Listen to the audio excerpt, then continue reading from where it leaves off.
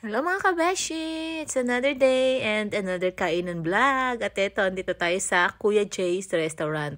Itatry natin ang pagkain dito sa Kuya Jay's Restaurant. At eto nga, bibilis, nakaupo na kaagad kami. At syempre, umu-order na din kami dyan. At tingnan nyo ang hitsura na aming mga kasama, mga gutom na, may nakasimangot na po at nagugutom na. Syempre, sa init ba naman ng panahon. At eto, hanggang ngayon, hindi pa tapos ang beshi ko umorder. At eto na nga, ang bilis ng pagkain namin. Charan! Ayan ang mga in-order namin. May bulalo, may gulay, may barbecue. At saka, ayan, may chicken pa yan. Ayan. In-order, yan ang mga in-order namin. Sige, tara, samahan nyo kami mga kabeshi. Lasahan na natin kung masarap nga ba.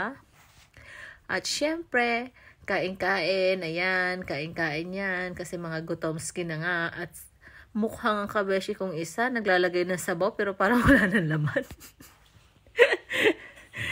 Sige, ayan kain. At syempre, hindi mawawala ang ating mga dessert dyan. Meron tayo dyang mga pa-halo-halo. O sa init ng panahon, kailangan mag-halo-halo. Ayan o. At medyo masama ang tingin ng mother dear ko.